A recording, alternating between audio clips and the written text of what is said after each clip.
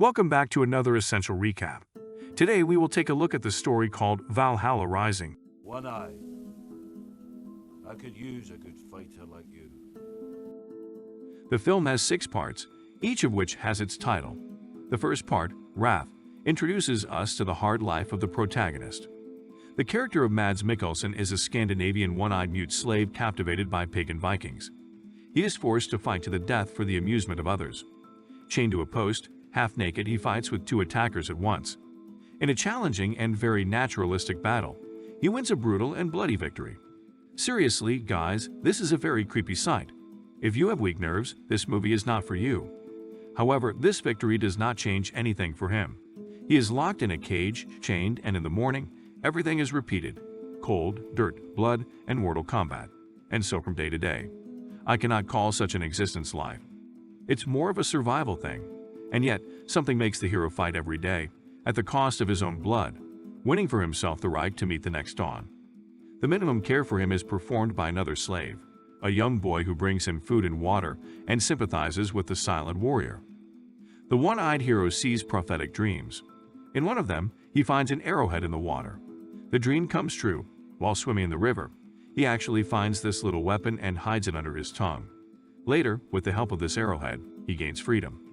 He manages to get rid of the constraints in his arms and, in a ruthless manner, kills all his offenders except for the slave boy. At the end of the first part, we see the head of the Viking leader impaled on a spear. In the second part, Silent Warrior, our hero continues his journey as a free man, and the boy follows him. In his dreams, the warrior sees himself on a ship with Christians. Among the cold mountains, the mute hero does meet a group of Christian warriors. They understand that in front of them is a Viking pagan. The leader of the Christians tells his son to join the battle with the one-eyed warrior. The son takes up arms, but after looking at the enemy, he refuses this idea, and rightly so, if you ask me. Fighting a man who can pin you against a wall with the look of one eye is a bad idea. Instead of a battle, the Christians call the warrior to share a meal with them and feed both him and the boy. The boy assumes the function of speaking on behalf of the warrior and gives him the name One-Eyed. He informs the Christians that his friend has arrived from hell. The Christians' leader says they are soldiers of the Lord and intend to sail to Jerusalem to build the new kingdom of God there. He invites One-Eyed to join them, as his combat skills might be helpful to them. The one-eyed man is silent. It would be strange to expect something different from a mute, right? And leaves. The son of a leader of the Christians asks his father if he will return to them. The father replies, if it is God's will. And apparently, God's will was, because at the beginning of the third part, men of God, One-Eyed is sailing with the Christians on a ship. The ship is caught in an impenetrable fog. Nothing is visible over the side of the boat, only a white veil. The warriors have no choice but to lie down and wait for the fog to clear. First, they tell the slave boy about Jerusalem and God. Then they themselves begin to pray, with a request to send them the wind. Food and water run out, and the sun and moon change each other many times, but the fog remains. Out of desperation, some of the Christians decide to drink salt water. Alas, this only leads to their death. Finally, some of the warriors conclude that the fog was sent to them as a curse, and the boy is to blame for everything. Of course, they decide to kill him. Tough times call for tough decisions. However, the boy knows how to choose his friends. Therefore, the first one who dared to attack him fell overboard dead. This immediately reduces the militant enthusiasm of the others. No one else dares to go against One-Eyed. Their cruise in the fog continues. Suddenly, One-Eye wakes up in the middle of the night, fetches water from overboard and drinks. And then he offers it to others. The water is fresh. They seem to have made it to the coast, but where exactly did the fog lead them? The fog clears in the fourth part, the Holy Land, and the film's color scheme changes. Instead of grayness around, there are a wide blue river and green trees on the banks. The birds are singing, the sun is shining, and the surrounding landscape really evokes thoughts of God's grace. Leaving the boy and one of the soldiers on the shore near the boat, One-Eyed and the rest of the soldiers inspected the area. Among the picturesque forest landscapes, they find places of human sacrifice. It doesn't seem to be the Holy Land after all. However, having a little understanding of geography, I can clearly tell you that this is definitely not Jerusalem. One of the Christian warriors accidentally moves away from the others and disappears. One-Eyed only finds his sword and brings it to the rest of the warriors.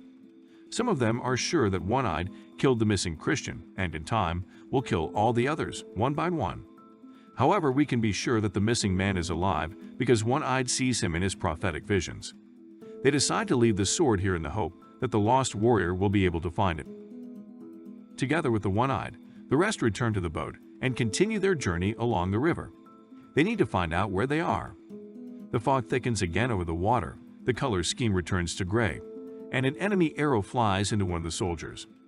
Through screams and panic, the boat approaches, and the soldiers go ashore to take the fight against an unknown enemy. The fifth part is called the Hell, and I see some irony. From the Holy Land straight to Hell. While this is entirely consistent with the atmosphere of the film, the arrows do not find any enemies on the shore, which only frightens them more. After examining the warrior killed by the arrow, they learn that the arrow has a stone tip. Apparently, their enemy is primitive tribes. The leader of the Christian warriors is greatly encouraged by this news. He already sees himself as the conqueror of these lands and intends to convert the local population to the Christian faith. Not everyone agrees with him because some of their soldiers have already died along the way, and one of the soldiers got lost. Instead of answering, the leader gives everyone a taste of the blood of the Lord from his flask. I do not know what he had in this flask, but the effect of the reception is entirely unexpected. Everyone is in a collective madness. Someone is trying to stab the river with a knife. Someone is their partner. Someone is strangling himself. And One-Eyed fanatically builds a tower of stones on the bank of the river. At the end of this scene, a previously lost warrior comes to them. Almost naked, soiled with clay, with unknown symbols on the skin. Somehow he manages to hear the mute One-Eye. He says they are all in hell. A skirmish begins between the warriors. Someone thinks they need to go back, find salt water, and swim away. Someone considers it unreasonable to return to the ominous fog. The leader of the Christians is adamant. He is going to build a new Jerusalem right in this hell. Part of the team blames One-Eye for the situation and attacks him. Bad, very bad decision. Within a minute, 2 corpses fall into the grass. One-Eye takes the boy and leaves with him. The leader's closest assistant thinks they should follow the One-Eyed one. For this, the leader sticks a knife in his side. Despite the injury, the assistant leaves after One-Eyed, leaving the leader alone. The final part of the film is called the sacrifice. The leader of the Christians, dreaming of a new Jerusalem, enters the river and immediately dies from enemy arrows. One-Eyed and the boy climb the mountains, and on the way, they are joined by the son of the leader and his wounded assistant. The climb is challenging for everyone. During a halt, the Christians ask the boy what fate One-Eyed promises them. The boy hears his friend's thoughts and knows he will be able to survive, build a boat, swim across the sea, and get home. But for all the rest, there is no such good news. The boy tells the leader's son that he will die, but they refuse to believe him. The son eventually decides to return to his father, and the assistant remains on the mountain when One-Eyed and the boy go further. We know nothing more about the fate of these 2 Christians, but my intuition tells me that nothing good is waiting for them. A One-Eyed man wouldn't lie, would he?